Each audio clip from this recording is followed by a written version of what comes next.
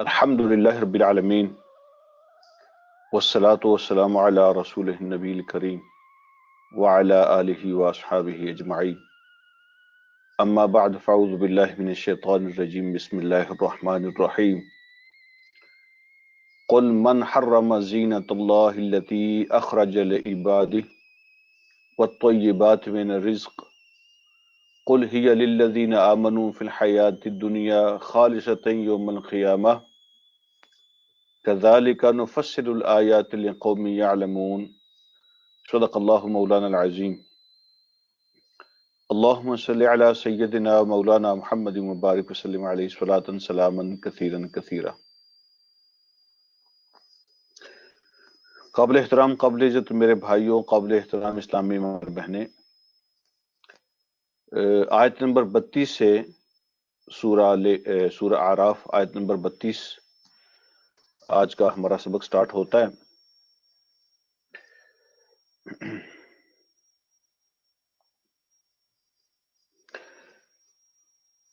پچھلے ہفتے جہاں ہم نے بات ختم کی تھی اس کا مین پوائنٹ یہ تھا کہ اللہ پاک حکم دیتے ہیں کہ اے ایمان والو، جب عبادت کے لیے تم اللہ کے سامنے آتے ہو تو زینت اختیار کر کے آیا کرو۔ تو زینت کا مطلب ہم نے یہ بیان کیا تھا کہ ایک ہوتا ہے اللہ نے صرف ستر ڈانپنے کا حکم نہیں دیا، منیمم کا حکم نہیں دیا، بلکہ اللہ نے فرمایا ہے کہ زینت اختیار کر کے آیا کرو۔ تو جو کچھ بہتر اویلیبل ہوتا ہے اس کو اختیار کر کے اللہ رب العالمین کی بارگاہ میں آنا چاہیے۔ یہ جواب تھا اس سارے تصور کا جو خود ساختہ کانسیپٹ تھا نیکی کا، اللہ کے گھر کے اندر، حرم کے اندر جو لوگ اختیار کرتے تھے خود ساختہ نیکی، اپنی بنائی ہوئی نیکی۔ تو اس میں یہ بھی ہمارے لیے پیغام تھا کہ نیکی وہ ہوتی ہے جس کو اللہ اور اس کے رسول نیکی قرار دیتے ہیں۔ اپنی طرف سے جو لوگوں کی بنائی ہوئی نیکیاں ہوتی ہیں وہ اصل میں نیکیاں نہیں ہوتی۔ تو نیکی کا تصور اور کانسیپٹ جو ہے وہ اللہ اس کے رسول کی طرف سے آتا ہے۔ تو لوگ اس کو نیکی سمجھتے تھے کہ جب حج کرنے آئیں تو اپنے دنیا کے کپڑے اتار کے اللہ کے گھر کا طواف کریں۔ اس کو وہ دنیا کی گندگی سمجھتے تھے، دنیا کی چیز سمجھتے تھے۔ تو گناہوں کی معافی مانگنے کے لیے وہ دنیا کی گندگی اور دنیا کی چیزوں کو جسم سے الگ کر دیتے تھے۔ تو یہ جو نیکی کا خود ساختہ تصور ہے، قرآن اس کو ریفیوز کیا اور اللہ نے فرمایا کہ تم زینت اختیار کر کے عبادت کیا کرو۔ آج کا جو سبق ہے، اور پھر ہم نے یہ بھی اس میں سنا تھا کہ اللہ نے یہ بھی بیان فرمایا تھا کہ فردر ظلم وہ یہ کرتے تھے، وہ یہ کہتے تھے کہ یہ اللہ کا حکم ہے، یہ دین ہے، اور ہمیں اس کا حکم اللہ نے دیا ہے کہ یہ ننگے ہو کے طواف کرو۔ تو نعوذ باللہ اللہ رب العالمین کا نام لے کر بھی وہ اپنے خود ساختہ جو نیکی کا جو تصور ہے اللہ کے نام اس کو لگا دیتے تھے۔ تو اللہ پاک نے اس کو حادث سے تجاوز کرنا قرار دیا ہے، ٹھیک ہے، تو اس کو ریفیوز کیا، اس کانسیپٹ کو۔ تو آج کا درس اسی بات سے شروع ہوتا ہے۔ ایک دوسرے انداز میں اللہ رب العالمین نے سوال کیا ہے، اور سوال جو ہوتے ہیں نا بعض اوقات اس سوال کے اندر انکار ہوتا ہے۔ بعض اوقات سوال کا انداز ایسا ہوتا ہے کہ اسی سوال کے اندر انکار ہوتا ہے، اور ٹوٹل انکار ہوتا ہے، یعنی اس کی کوئی گنجائش نہیں ہوتی۔ وہ سوال کے انداز میں پوچھتے ہیں۔ مثال کے طور پہ اگر مجھے کوئی بات پہنچتی ہے اور مجھے پتا ہے کہ یہ مکمل جھوٹ ہے، ایبسلوٹلی غلط ہے، تو میں کہہ دیتا ہوں کہ یہ کون ایسی بات کہہ سکتا ہے، یہ کس نے بات کہی ہے، تو میں پوچھ رہا ہوں، تو یہ پوچھنے کا مطلب انکار ہے، ٹوٹل انکار ہے۔ جو سبق جہاں سے سٹارٹ ہوتا ہے تو وہ بھی سوال ہے اللہ کی طرف سے، لیکن اس سوال کے اندر ٹوٹل انکار ہے۔ اللہ فرماتے ہیں قل من حرم زینت اللہ التی اخرج لعبادہ۔ میں نے پچھلے درس میں یہ بات عرض کی تھی کہ بعض جگہوں پہ جب اللہ رب العالمین اپنے نبی سے فرماتے ہیں آپ یہ بات کر دیں، آپ یہ اعلان کر دیں، قل آپ کہہ دیں، تو کچھ جگہ اور کچھ سوالات ایسے ہوتے ہیں کہ اللہ رب العالمین ایسے لوگوں کا خود جواب نہیں دینا چاہتے، تو جس کو کہتے ہیں کہ ان کو منہ نہیں لگانا چاہتے، تو نبی علیہ الصلوۃ والسلام سے کہہ دیا جاتا ہے کہ میں تو ان سے بات نہیں کرنا چاہتا، آپ ان کو بتا دیں۔ ایک وجہ یہ ہوتی ہے، اور دوسری ریزن یہ ہوتی ہے کہ اللہ کے نبی کی بات وہ اللہ کی بات ہوتی ہے، اور نبی اپنی طرف سے نہیں بولتا۔ اللہ رب العالمین حضور علیہ الصلوۃ والسلام کی نبوت کا اعلان کرتے ہیں کہ آپ کا کہا ہوا اور آپ کا فرمایا ہوا وہ ہماری بات ہے، زبان آپ کی ہے، بات ہماری ہے۔ تو حضور علیہ الصلوۃ والسلام کا جو فرمایا ہوا ہے وہ اللہ رب العالمین کا فرمایا ہوا، اللہ کا کہا ہوا ہوتا ہے۔ تو اس بات کے اظہار کے لیے اللہ رب العالمین اپنے نبی سے فرماتے ہیں آپ اعلان کر دیں، ان کو بتا دیں۔ تو فرمایا قل، ان سے پوچھئے، ان سے کہیے، من حرما، کون ہے جس نے حرام کیا ہے، زینت اللہ، اللہ کی زینت کو، اللہ تھی وہ جو اخرج لعبادہ، اللہ نے پیدا کی ہے، اللہ نے بنائی ہے اپنے بندوں کے لیے۔ کون ہے جس نے اس زینت کو حرام کیا جو اللہ نے اپنے بندوں کے لیے بنائی ہے؟ وَالطَّیِّبَاتِ مِنَ الرِّزْقِ، اور کون ہے جس نے پاکیزہ چیزیں کھانے والی، استعمال کرنے والی، رزق صرف کھانے والی چیز کو نہیں کہتے، کھانے والی چیز بھی رزق ہوتی ہے، پہننے والی چیز بھی رزق ہوتی ہے، استعمال والی چیز بھی رزق ہوتی ہے، جس کو دیکھ کے بندہ خوش ہوتا ہے وہ بھی رزق ہوتی ہے، سانس بھی رزق ہوتا ہے، زندگی بھی رزق ہوتی ہے، یہ سارے اللہ کے رزق ہیں۔ لیکن جب ذکر ہوتے ہیں تو یہ بات میں رزق، اس سے کھانے پینے استعمال کی چیزیں ہوتی ہیں۔ اللہ پوچھتے ہیں کہ وہ کون ہے جس نے اللہ کی زینتوں کو حرام کیا جو اللہ نے اپنے بندوں کے لیے پیدا کی ہیں، وہ تو یہ بات میں رزق، اور وہ کون ہے جس نے پاکیزہ کھانے کی چیزوں کو تمہارے لیے حرام کر دیا، اس کا نام بتاؤ۔ مطلب یہ ہوتا ہے سوال کا کہ ایسا کوئی ہے ہی نہیں، تو اپنی طرف سے اللہ کے ذمے ایسی باتیں لگاتے ہو، ظلم کرتے ہو، تو ایسا کوئی ہے نہیں دنیا میں جس کو یہ اتھارٹی ہو، جس کو اختیار ہو کہ اللہ کی حلال کردہ چیزوں کو، اللہ کی پیدا کردہ چیزوں کو حرام کر دے۔ یہ اختیار صرف مالک کا ہوتا ہے، مالک کا۔ جو مالک ہوتا ہے اس کا حق ہوتا ہے، اس کا اختیار ہوتا ہے، حق بھی اس کا ہے اور اختیار بھی اس کا ہے۔ He has a right and he has a authority. That's it. اب یہاں ایک چیز ہے کہ زینت کیا ہوتی ہے؟ اللہ فرماتے ہیں کہ اللہ کی پیدا کی ہوئی زینتوں کو کس نے حرام کیا ہے؟ جو اس نے اپنے بندوں کے لیے پیدا کی ہے۔ تو زینت ہر وہ چیز ہے جو انسان کی زندگی میں خوشی لاتی ہے، بہتری لاتی ہے، اور اس کو استعمال کر کے خوبصورتی پیدا ہوتی ہے، وہ ہر وہ چیز زینت ہے۔ وہ چاہے لباس کے اندر ہو، چاہے مکان کے اندر ہو، چاہے کھانے پینے کے اندر ہو، چاہے رہنے کے اندر ہو، چاہے استعمال کی باقی چیزوں کے اندر ہو۔ تو جو چیز بھی انسانی زندگی کو سہولت فراہم کرتی ہے اور جو چیز بھی انسانی زندگی کو خوبصورتی فراہم کرتی ہے، وہ ساری چیزیں بیسیکلی حلال ہیں، اور وہ اللہ کی پیدا کی ہوئی زینت ہے انسانوں کے لیے، سوائے ان چیزوں کے جن اسپیسیفکلی اللہ رب العالمین نے نام لے کے حرام کر دیا۔ تو جن کو نام لے کے حرام کر دیا ہو، ان کے علاوہ ہر وہ چیز جو خوبصورتی پیدا کرتی ہے، زینت پیدا کرتی ہے، زندگی میں سکون پیدا کرتی ہے، وہ ساری اللہ رب العالمین کی طرف سے نعمتیں ہیں بندوں کے لیے، ان کو استعمال کیا جا سکتا ہے۔ تو اسلام ایسا دین نہیں ہے جس کے اندر رہبانیت ہو، نہ اچھا پہنو، نہ اچھا کھاؤ، نہ اچھا رہو، نہ اچھی چیزیں استعمال کرو۔ اسلام ایسا دین نہیں ہے۔ ایک مشہور جو حضرت عثمان بن مظعون رضی اللہ تعالیٰ عنہ کی ایک روایت ہے، امام راضی نے بھی اپنی تفسیر کبیر کے اندر بیان کیا ہے، اور بہت سارے مفسرین نے اس کو بیان کیا ہے اسی آیت کی روشنی میں، کہ نبی علیہ الصلوۃ والسلام کے پاس حاضر ہوئے حضرت عثمان بن مظعون رضی اللہ تعالیٰ عنہ، اور انہوں نے عرض کیا کہ میرا نفس جو ہے نا، میرا دل، وہ مجھے کہتا ہے کہ میں اپنے آپ کو بس عبادت کے لیے خاص کر لوں، دنیا کی محبت، دنیا کی چاہتیں، دنیا کے شوق اپنے دل سے نکال دوں۔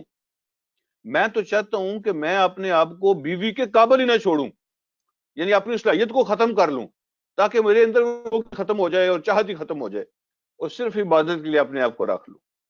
میں تو یہ چاہتا ہوں کہ جو کچھ میرے پاس ہے خرچ کر دوں، میں تو چاہتا ہوں کہ بس رہبانیت اختیار کر لوں، میں تو چاہتا ہوں خوشبو لگانا چھوڑ دوں، میں تو چاہتا ہوں کہ اچھے کھانے کھانا چھوڑ دوں، میں تو چاہتا ہوں کہ یہ بھی کروں، میں تو چاہتا ہوں کہ وہ کر دوں، تو میرا نفس تو یہ ساری چیزیں مجھے کرنے کو کہتا ہے۔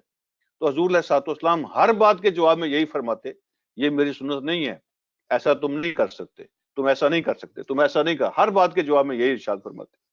اور آخر میں اس حدیث کے جو آخری الفاظ ہیں وہ میں آپ کو پڑھ کے سناتا ہوں۔ نبی علیہ الصلوۃ والسلام نے آخر میں ارشاد فرمایا، یا عثمان لا ترغب عن سنتی، اے عثمان میری سنتوں سے منہ نہ موڑنا، جو میرا طریقہ ہے، جو میں نے تمہیں کر کے دکھایا ہے، شادیاں بھی کی ہیں، اچھے سے اچھا پہنا ہے جو اویلیبل ہوتا ہے، اچھے سے اچھا کھایا ہے جو اویلیبل ہوتا ہے، میں گوشت بھی کھاتا ہوں، میں پنیر بھی کھاتا ہوں، میں مکھن بھی کھاتا ہوں، میں جب چیزیں نعمتیں ملتی ہیں میں کھاتا ہوں، شادیاں بھی کرتا ہوں، میرے بچے بھی ہیں، اچھے سب اچھا پہنا ہے جو مجھے اویلیبل ہے۔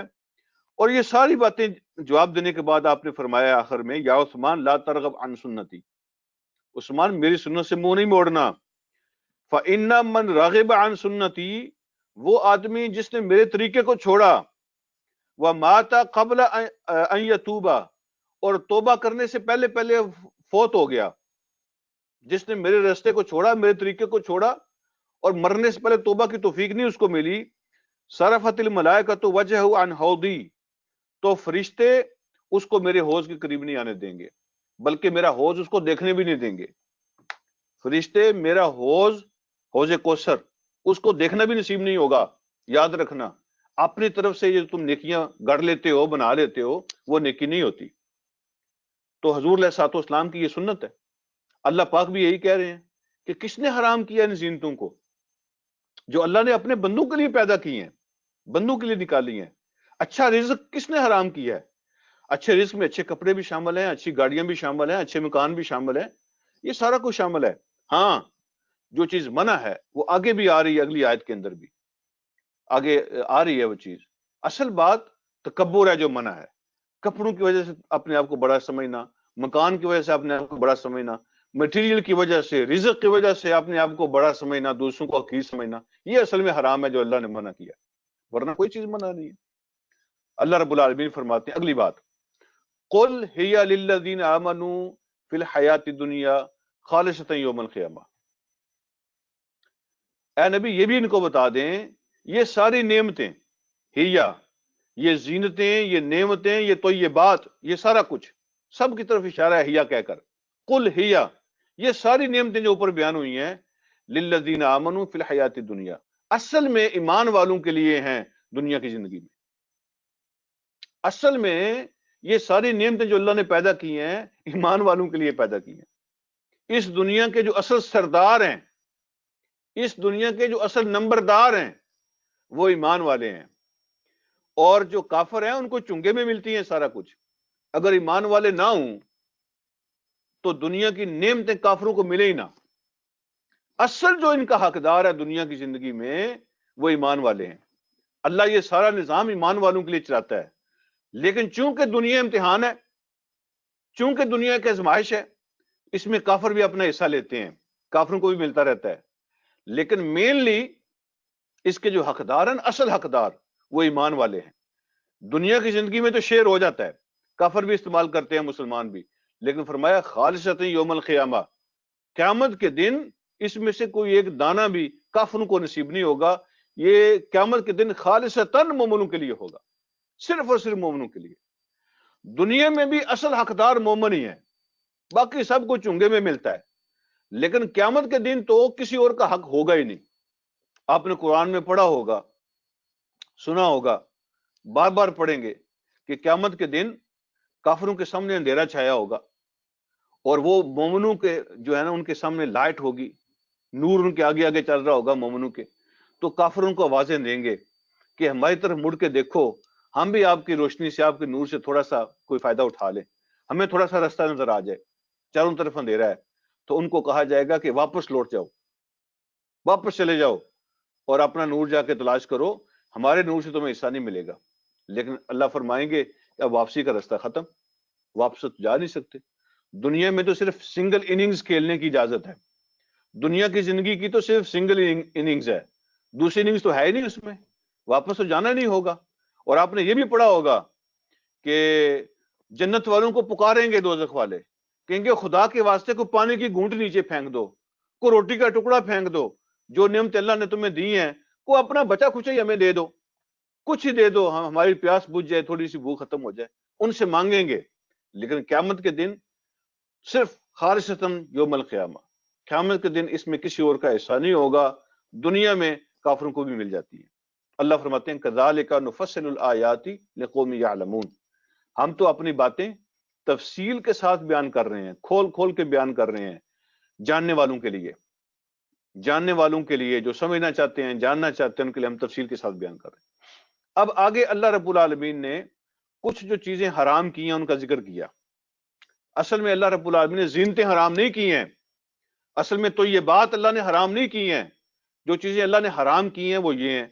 فرمایا قل، یہ بھی اعلان کر دیں، انما حرم ربی الفواحش ما ظہر منہا وما بطن، پہلی چیز فرمایا اصل میں میرے رب نے حرام کیا ہے بدکاری کو، بے حیائی کے کاموں کو،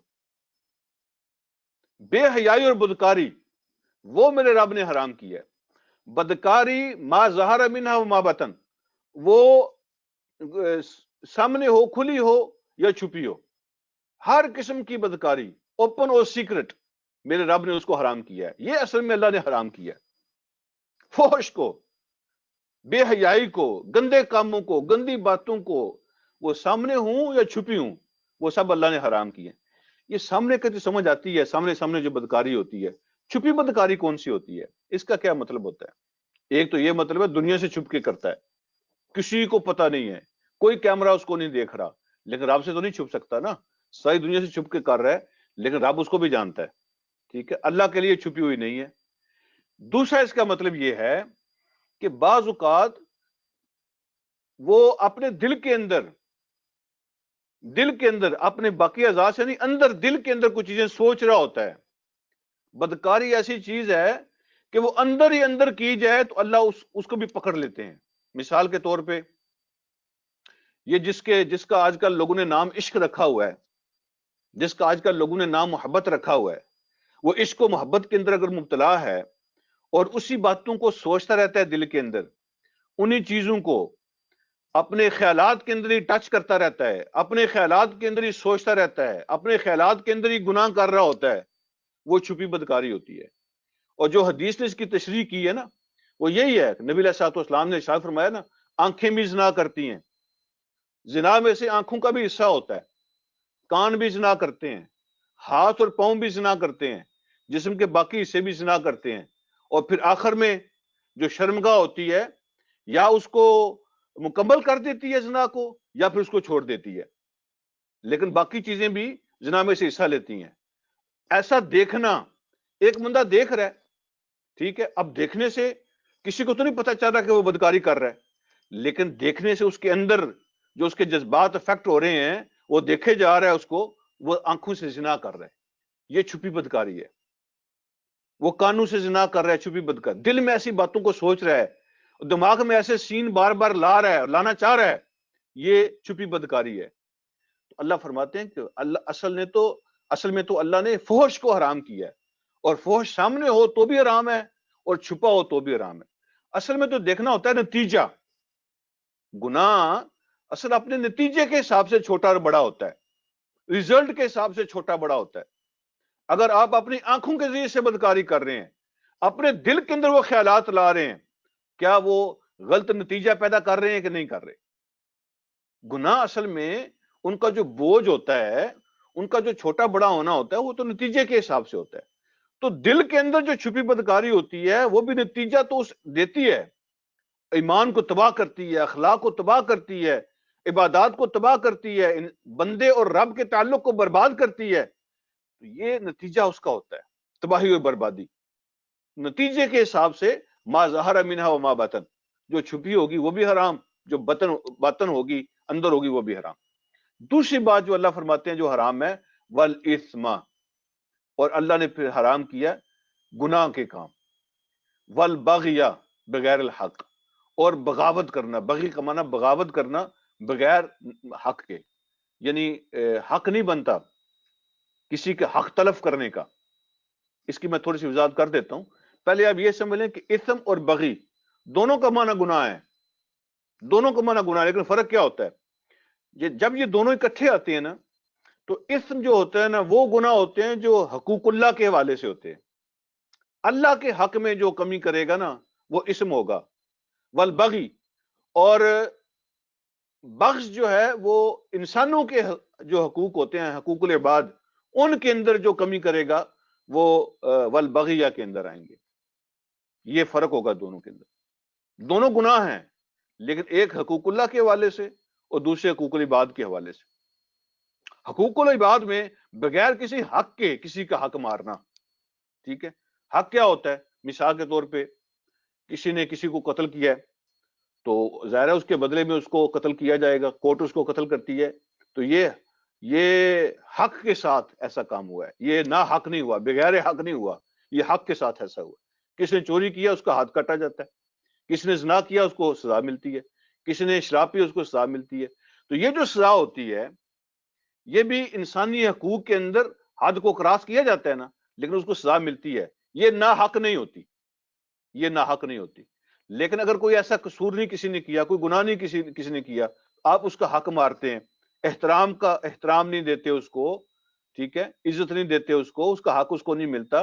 والبغی بغیر الحق، اور نہ حق انسانوں کے حقوق تلف کرنا، یہ اصل میں اللہ نے حرام کیا. یہ اصل میں اللہ نے حرام. تو تین چیزیں ہوگی نا، ایک فواحش، دوسرا اثم، اور تیسرا بغیہ. اگلے چوتھی بات، وَأَن تُشْرِكُوا بِاللَّهِ مَا لَمْ يُنَزِّلْ بِهِ سُلْطَانًا، اللہ کے ساتھ کسی کو شریک ٹھہراؤ، اللہ نے یہ حرام کیا ہے جس شرک کے بارے میں اللہ نے کوئی ایویڈنس، کوئی لاجک، کوئی دلیل اللہ نے نازل نہیں کی ہے. کوئی تک نہیں بنتی، کوئی عقل مانتی نہیں ہے، کسی کے پاس کوئی لاجک، کوئی دلیل نہیں ہے اللہ کے ساتھ شرک کرنے کی، سینس نہیں بنتا. سلطان کا معنی. اچھا، پانچویں چیز، وَأَن تَقُولُوا عَلَى اللَّهِ مَا لَا تَعْلَمُونَ، اور اللہ کا نام لے کے تم ایسی باتیں کرو جن کے بارے میں تمہارے پاس کوئی دلیل نہیں ہے، کوئی علم نہیں. دین اس کو بنا دو، اپنی طرف سے چیزیں گاڑ کے ان کو تم دین بنا دو کہ اللہ نے یہ کہا ہے. جیسے وہ کہتے تھے کہ یہ اللہ کا حکم ہے کپڑے اتار کے طواف کرو. ان تقولوا علی اللہ ما لا تعلمون، کہ تم اللہ کے بارے میں ایسی باتیں کرو جن کا علم تمہارے پاس نہیں ہے، کوئی دلیل تمہارے پاس نہیں ہے. دین بنا دو اس کو، یہ اللہ نے فرمایا یہ دین کا حصہ ہے. تو یہ بھی اللہ نے حرام کیا ہے. تو پانچ باتیں جو اللہ نے حرام کی ہیں اس آیت کے اندر وہ بیان کر دی، جن کا تعلق سوشل لائف کے ساتھ ہے. اس کے بعد اللہ فرماتے ہیں وَلِكُلِّ أُمَّةٍ أَجَلٌ. یہ تو آپ نے سنا ہے نا کہ ہر بندے کی ایک مدت مقرر ہے، انفرادی طور پر ہر انسان کی ایک مدت مقرر ہے. جب اس کی مدت آ جاتی ہے وہ ختم ہو جاتا ہے، اللہ اس کو ختم کر دیتے ہیں. جس طرح ہر بندے کی مدت مقرر ہے، اسی طرح وَلِكُلِّ أُمَّةٍ أَجَلٌ، ہر امت کی بھی، ہر گروہ کی، ہر نیشن کی ایک مدت مقرر ہے. اور اس کی جب مدت وہ آ جاتی ہے اللہ اس کو تباہ کر دیتے ہیں. تو اس کی مدت اللہ نے کرائٹیریا رکھا ہے ہر امت کے لیے، ہر گروہ کے لیے، ہر نیشن کے لیے، ہر ایریا کے لیے، ہر ملک کے لیے. تو اللہ نے لمٹ رکھی ہے. جیسے ہوتا ہے نا کہ اگر آپ موٹر وے پہ جا رہے ہیں، تو اگر آپ لمٹ کو کراس کرتے ہیں، روڈ پہ جا رہے ہیں، وہاں پہ جو سپیڈ لمٹ ہے آپ اس کو کراس کرتے ہیں تو آپ کیمرے کے اندر آ جاتے ہیں، آپ کا چلان ہو جاتا ہے، آپ کو سزا مل جاتی ہے، ٹھیک ہے. اور کبھی کبھی آپ کا لائسنس جو ہوتا ہے نا وہ واپس لے لیا جاتا ہے، آپ بین ہو جاتے ہیں، پوائنٹ لگ جاتے ہیں، کچھ بھی ہو جاتا ہے. ایسے ہی جب کوئی امتیں لمٹ کو کراس کرتی ہیں تو اللہ رب العالمین ان کو تباہ کر دیتے ہیں، پھر ان کی جگہ دوسرے. اللہ موقع دیتے رہتے ہیں، موقع دیتے رہتے ہیں، ٹھیک ہے. اب یہاں پہنچ گئے ہیں تو اب اللہ رب العالمین نے ان کو موقع دیا. یہاں پہنچ گئے ہیں تو اب اللہ نے بعض اوقات اللہ غضب کا اظہار کرتے ہیں، اللہ جھنجھوڑتے ہیں، غصے ہوتے ہیں، دنیاوی عذاب بھیجتے ہیں تاکہ وہ ہوش ان کو آ جائے. لیکن اللہ تباہ نہیں کرتے، پھر بھی موقع دیتے ہیں. پھر جب آگے پہنچتے ہیں، لمٹ ختم ہو جاتی ہے، اللہ ان کو برباد کر دیتے ہیں، ان کی جگہ دوسرے لوگوں کو لے آتے ہیں. تو امتوں کے لیے، قوموں کے لیے بھی اللہ رب العالمین کا کرائٹیریا جیسے بندے کے لیے ہوتا ہے، وَلِكُلِّ أُمَّةٍ أَجَلٌ. تو اللہ فرماتے ہیں ہر امت کے لیے، ہر گروہ کے لیے مدت مقرر ہے. فَإِذَا جَاءَ أَجَلُهُمْ، جب ان کا وہ لمٹ آ جاتی ہے، لَا يَسْتَأْخِرُونَ سَاعَةً وَلَا يَسْتَقْدِمُونَ، تو ذرہ برابر بھی وہ نہ اس میں تاخیر کر سکتے ہیں اور نہ اس کو جلدی لا سکتے ہیں. اس لمٹ کو نہ پہلے کر سکتے نہ بعد کر سکتے. جو مقرر اللہ نے کی ہوئی ہے، جو کرائٹیریا اللہ کا اس کے حساب سے فیصلہ ہوگا، وہ بندے فیصلہ نہیں کر سکتے. ساعتن، وقت کی کم سے کم مقدار کو کہتے ہیں. وقت کی کم سے کم مقدار کو ساعتن کہتے ہیں. کیا مطلب اس کا؟ آپ گھنٹوں کو تقسیم کرتے ہیں، ان کے منٹ بناتے ہیں. آپ منٹ کو تقسیم کرتے ہیں، اس کے سیکنڈز بناتے ہیں. اگر آپ سیکنڈ کو بھی تقسیم کر لیں، جہاں تک آپ کی تقسیم پہنچے، ختم ہو جائے، آپ اس سے آگے فردر تقسیم نہیں کر سکتے، اس کو ساتھ کہتے ہیں. اتنی دیر بھی نہ کوئی پہلے لا سکتا ہے نہ کوئی بعد میں کر سکتا ہے. جب اللہ کا فیصلہ آ جاتا ہے پھر کوئی روک نہیں سکتا. یہ ہے اس کا مطلب. اس کے بعد اللہ رب العالمین نے اگلی بات ارشاد فرمائی، یا بنی آدم، اے آدم کی اولاد، اے آدم کے بچوں، اما یأتینکم رسول منکم، جب بھی آ جائیں گے، جب کبھی بھی آئیں رسول تمہارے پاس، منکم تم میں سے. یہاں وہ ایک مسئلہ ایک دفعہ پھر آپ کو یاد کراؤں گا جو پہلے بھی بیان ہو چکا ہے. اللہ فرماتے ہیں اے آدم کی اولاد، جب کبھی بھی آئیں رسول تمہارے پاس تم میں سے. کیا مطلب تم میں سے؟ یہاں اللہ پاک آدم کی اولاد کا بیان کر رہے ہیں. یعنی یہاں جو رسالت بیان ہو رہی ہے نا، وہ انسانوں کی ہو رہی ہے، جنوں کی نہیں ہو رہی. تو پہلے ہمیں یہ مسئلہ اس پہ ڈسکس کر چکے ہیں کہ رسول صرف انسان ہو سکتے ہیں یا جن بھی ہو سکتے ہیں. تو اس میں مختلف اوپینین ہے. بعض جو مفسرین ہیں، علماء ہیں، اسکالرز ہیں، ان کا خیال یہ ہے کہ رسالت صرف انسانوں میں ہے، جنوں میں نہیں ہے. اور ایک جو اوپینین ہے وہ یہ ہے کہ جنوں میں بھی ہے اور انسانوں میں بھی ہے. اس لیے کہ جو جن ہیں، اللہ نے انسانوں کو پیدا کرنے سے ہزاروں سال پہلے جنوں کو پیدا کیا تھا. تو اللہ نے ان کی ہدایت کا بھی بندوبست کیا تھا. جن اور انسان دونوں کے اکاؤنٹیبل ہیں، دونوں کی ہدایت کا اللہ بندوبست کرتے ہیں. تو ہزاروں سال پہلے انسانوں سے جب اللہ نے جنوں کو پیدا کیا تھا تو ان کی پھر ہدایت کا کیا بندوبست تھا؟ ظاہر ہے ان میں سے اللہ کے نمائندے ان کے پاس آتے تھے. تو رسالت جنوں میں بھی ہو سکتی ہے، لیکن نبی علیہ الصلوۃ والسلام کی یہ کوالٹی ہے یا آپ کا یہ خاصہ ہے، آپ جنوں کے بھی انسان ہیں، نبی ہیں، اور انسانوں کے بھی نبی ہیں. تو آپ دونوں کے فائنل پرافٹ ہیں، انسانوں کے لیے بھی جنوں کے لیے بھی.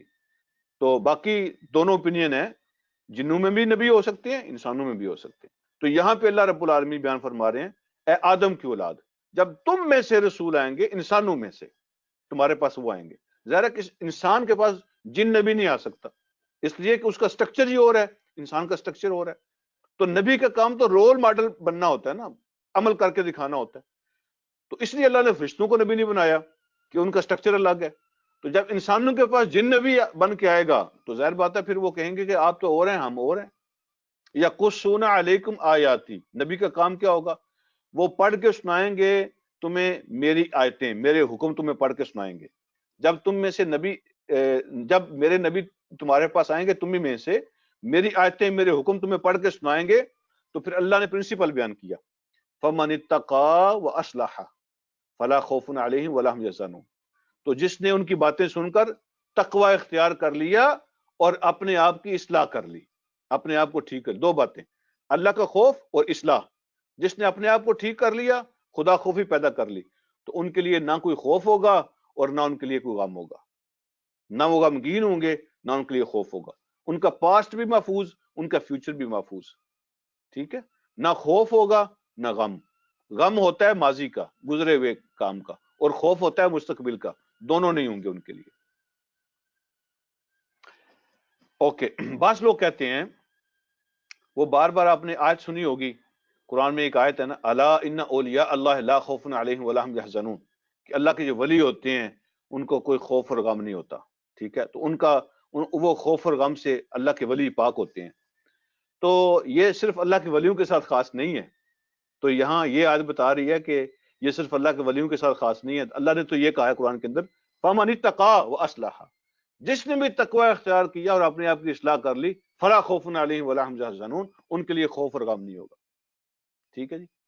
والذین کذبوا بآیاتنا واستکبروا عنها اولئک اصحاب النار هم فیہا خالدون. یہاں تکبر کی بات آئی ہے. والذین کذبوا بآیاتنا، لیکن وہ لوگ جنہوں نے ہماری باتوں کو جھٹلا دیا، کہا جھوٹ ہے، ہم نہیں مانتے.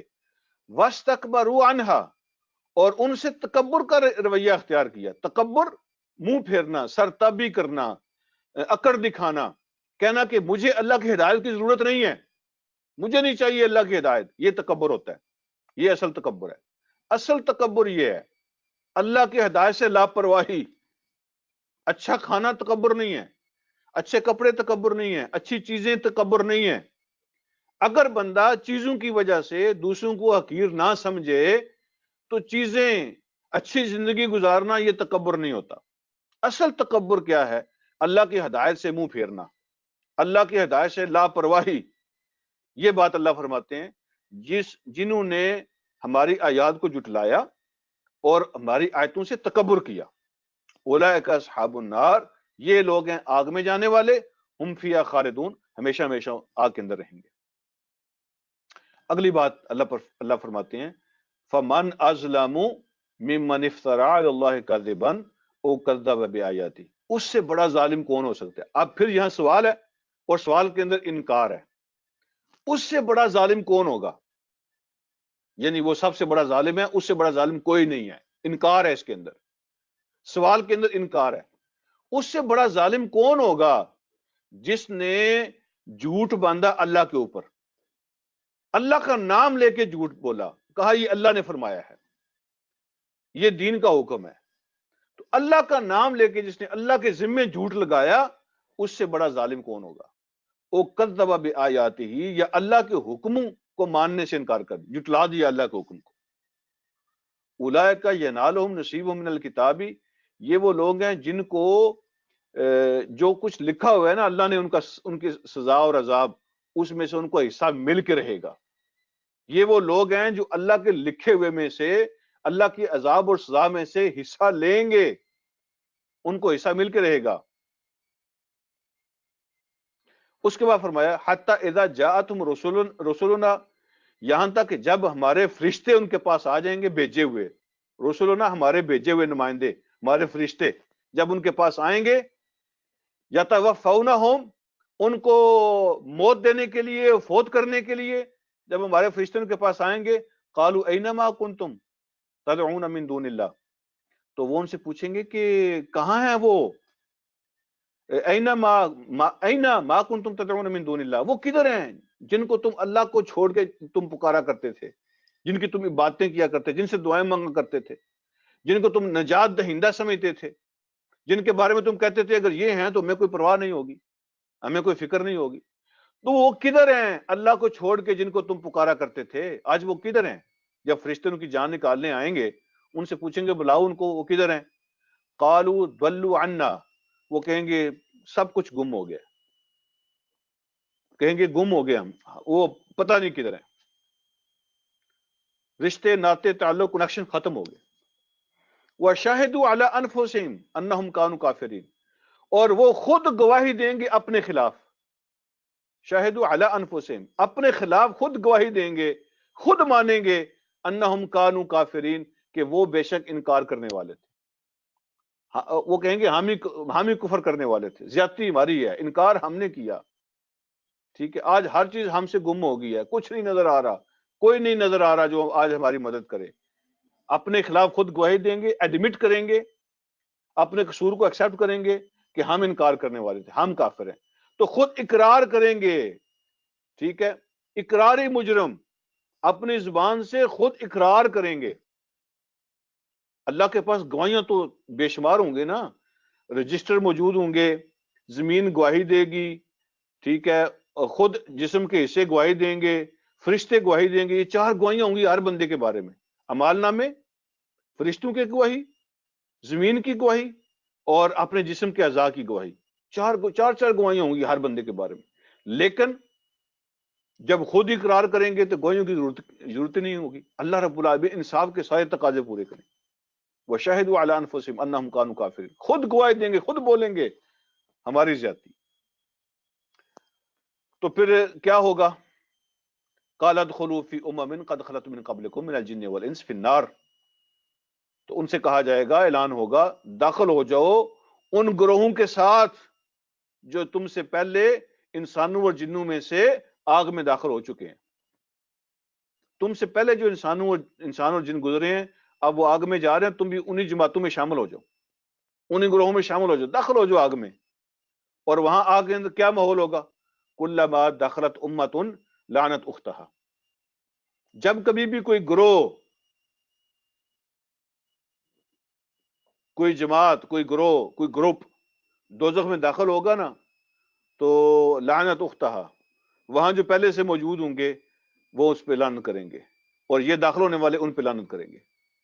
لعنت اختہا یعنی داخل ہونے والے بھی دوسروں پہ لعنت کریں گے، جو پہلے سے وہاں موجود ہیں وہ آنے والوں پہ لعنت کریں گے، ایک دوسرے پہ لعنت. وہاں پہ کچھ لوگ ایسے ہوں گے جو دنیا میں گناہوں کو لیڈ کرنے والے ہوں گے، اور کچھ لوگ وہ ہوں گے جو فالورز ہوں گے. اب جو فالورز ہیں وہ اپنے لیڈرز کو گالیاں دیں گے، وہ کہیں گے کہ تمہاری وجہ سے ہمارا بیڑا غرق ہوا، تم نے ہمیں اس رستے پہ لگایا، تم ہمیں ان باتوں کی ترغیب دیتے تھے، تمہاری وجہ سے ایسا ہوا، تمہاری مجلسوں نے یہ سارا کام خراب کیا. وہ ان کو گالیاں دیں گے، لعن طعن کریں گے، اور وہ کہیں گے ہماری وجہ سے نہیں ہوا، تمہارے اندر گند تھا، ہم نے تو اشارہ کیا تم دوڑتے ہوئے چلے آئے، تم خود ہی یہ چاہتے تھے، تم تھے یا خود ہی اس قسم کے، تمہیں خود ہماری سپورٹ چاہیے تھی، تمہیں خود ہماری باتوں سے مزے آتے تھے، تم خود انجوائے کرنے آتے تھے ہمارے پاس، تمہارے اندر خود ہی یہ گند تھا اور ہمارے اشارے پہ دوڑ پڑتے تھے. اب ایک دوسرے کو گالیاں دیں گے، ایک دوسرے کو. حتی اذا دارکوا فیہا جمیعا، جب یہاں تک جب وہاں سارے جمع ہو جائیں گے، اکٹھے ہو جائیں گے، قالت اخراہم لاولاہم، جو بعد میں آئیں گے وہ پہلے والوں سے کہیں گے، یعنی لیڈروں کے بارے میں کہیں گے. فالورز، جو فالورز ہیں، عوام ہیں، وہ لیڈروں کے بارے میں کہیں گے ربنا ہؤلاء ضلونا، اے اللہ یہ ہیں وہ ظالم جنہوں نے ہمیں گمراہ کیا، یہ وہ ظالم ہیں جنہوں نے ہمیں دنیا میں جن کے نعرے لگاتے تھے، جن کے جھنڈے اٹھاتے تھے، جن کے ہاتھ پاؤں چومتے تھے، دنیا میں جن کے نعرے لگتے تھے، جن کے لیے جانیں قربان کرنے کے لیے تیار ہوتے تھے، آج اللہ کی کورٹ میں وہاں کہیں گے اللہ یہ ہے، میں نے پہچان لیا، یہ وہ ظالم جنہوں نے ہمیں گمراہ کیا. اور پھر وہ کہیں گے فآتہم عذابا ضعفا من النار، اے اللہ آج ان کو ڈبل آگ کا عذاب دینا، اللہ آج ان کو آگ کا ڈبل عذاب دینا، خود ان کی گمراہی کا بھی اور ہمیں گمراہ کرنے کا بھی، اے اللہ ان کو آج ڈبل آگ کا عذاب دینا. تو اللہ فرمائیں گے اللہ فرمائیں گے لکل ضعف، ہر کسی کے لیے ڈبل ہی ہوگا، ولکن لا تعلمون، لیکن تم سمجھتے نہیں ہو. کیسے ڈبل ہوگا؟ یہ تمہیں گمراہ کر کے آئے، اپنے پیچھے کچھ چھوڑ کے آئے گناہوں کے نشانات، اور تم نے اپنے پیچھے چھوڑے. ہر کوئی ٹرانسفر کر رہا تھا نا، انہوں نے تمہیں گمراہ کیا اور تم نے وہ ٹرانسفر کسی اور کو کیا. یہ تمہاری گمراہی کی وجہ بنے اور تم کسی اور کی گمراہی کی وجہ بنے. اب جیسے جیسے تم گناہ ٹرانسفر کر رہے تھے اور لوگوں کو اندر وہ تقسیم کر رہے تھے، ذریعہ بن رہے تھے لوگوں کی گمراہی کا، ضلالت کا، لہذا ان کو بھی ڈبل ملے گا، تمہیں بھی ڈبل ملے گا. آنکھیں بند کر کے کسی کو فالو کرنے کا اور اچھائی برائی دیکھے بغیر کسی کو فالو کرنے کا، یہ بھی تمہارا قصور ہوگا، لہذا دونوں کو ڈبل ملے گا، ہر کسی کو ڈبل. وَلَكِنْ لَا تَعْلَمُونَ، تم سمجھتے نہیں ہو. وَقَالَتْ أُولَاهُمْ لِأُخْرَاهُمْ، اور جو لیڈر ہوں گے نا وہ وہاں عوام سے کہیں گے، وہ کیا کہیں گے؟ بھائی آج ہمیں گالیاں مت دو، ٹھیک ہے، آج اگر ہم بھگت رہے ہیں، ہمارے لیے اگر تم ڈبل مانگ رہے ہو نا، تو یاد رکھو وَمَا كَانَ لَكُمْ عَلَيْنَا مِنْ فَضْلٍ، تمہیں بھی کوئی وی آئی پی ٹریٹمنٹ نہیں ملی ہوئی یہاں پہ، تمہارے لیے بھی کوئی ایکسٹرا فضیلت نہیں ہے یہاں پہ، تمہیں کوئی نام نہیں مل رہے یہاں پہ. اگر ہمیں ڈبل عذاب ملے گا نا تو تمہیں بھی کوئی جو ہے نا وہ کیا کہتے ہیں پرتکلف یہاں پہ ضیافتیں تمہاری نہیں ہو رہی ہیں، وی اے پی ٹریٹمنٹ تمہیں بھی نہیں ملی ہوئی. فما کان لکم علینا من فضل، وہ کہیں گے تمہارے لیے بھی آج ہمارے اوپر کوئی فضیلت نہیں ہے، سیم ہے سب، جس حالت میں ہم ہیں اسی حالت میں تم ہو. تو اب وہ جن کے نعرے لگتے تھے دنیا میں وہ کہیں گے فذوقوا العذاب بما کنتم تکسبون، یہ تمہاری اپنی کمائی ہے، آج چکھو عذاب کا مزہ تم بھی جو کچھ تم کماتے رہے ہو. سبحان اللہ، یہ کیسا ساتھ ہے، یہ کیسی دوستیاں ہیں، یہ کیسا تعلق ہے، دنیا میں اکٹھے، ہاں جی، ایک دوسرے کے معاون مددگار، کوئی منوانے والا، کوئی ماننے والا۔ تو آج جب وہاں ایک دوسرے کے گلے پڑے ہوئے ہیں، ایک دوسرے کو چیرنا جو ہے نا وہ آنکھوں سے دیکھنا پسند نہیں کر، ایک دوسرے کو چیرنے کی کوشش کر رہے ہیں، ایک دوسرے پہ ایسے غصے ہیں، اللہ سے کہہ رہے ہیں اس ظالم کو پکڑو، وہ کہہ رہا ہے اس ظالم کو پکڑو، ایک دوسرے پہ لعنتیں ہو رہی ہیں۔ وہ اس کو کہہ رہے ہیں کہ تم چکھو گے عذاب کا مزہ، وہ کہہ رہے ہیں تم چکھو عذاب کا مزہ، فذوقوا العذاب بما کنتم تکسبون، آج چکھو عذاب کا مزہ اپنی کمائیوں کا، جو کچھ تم کمائیاں کرتے رہے۔ یہ ہے جب وہاں پہنچے گے سارے تعلق ختم، اس لیے کہ وہ جو تعلق تھا وہ اللہ کے لیے تھا ہی نہیں، وہ تو اچھائی پازیٹو بنیاد پہ تھا ہی نہیں، وہ تو انجوائے کرنے کے لیے تھا، وہ تو مستیاں کرنے کے لیے تھا۔ یہ ہے شیطان کے ٹولے کا تعلق جو وہاں ٹوٹ جائے گا، ایک دوسرے کو چیر کھانے کو دوڑیں گے۔ لیکن جو رحمان کا ٹولہ ہوگا، جو نیکی کی بنیاد پہ ایک دوسرے کے ساتھ تعاون کرنے والے ہوں گے، اللہ کے رضا کی خاطر ایک دوسرے کو فالو کرنے والے اور ماننے منانے والے ہوں گے، ان کا وہاں کیا حال ہوگا؟ اللہ فرماتے ہیں اگر کہیں تھوڑی بہت ان کے اندر کوئی تھوڑی بہت ایل فیلنگ پیدا بھی ہوگی نا ایک دوسرے کے بارے میں، کوئی ناراضگیاں ہوں گی بھی دنیا کی، تو اللہ رب العالمین دلوں کو صاف کر کے ایسا جام پلائیں گے، ساری قدورتیں، سارے خیالات ایسے بالکل ختم، کلین پیور ہو کر جنت میں داخل ہوں گے۔ کوئی برا خیال بھی ایک دوسرے کے بارے میں نہیں باقی رہے گا، یعنی زبان سے اظہار کرنا تو دور کی بات ہے، سوچ بھی نہیں باقی رہے گی ایک دوسرے کے بارے میں کوئی ایل فیلنگ کی۔ کتنا بڑا فرق ہے۔ اللہ مجھے اور آپ کو سمجھنے کے اور عمل کی توفیق عطا فرمائے۔ وآخر دعوانا ان الحمد للہ رب العالمین۔ جزاکم اللہ خیر۔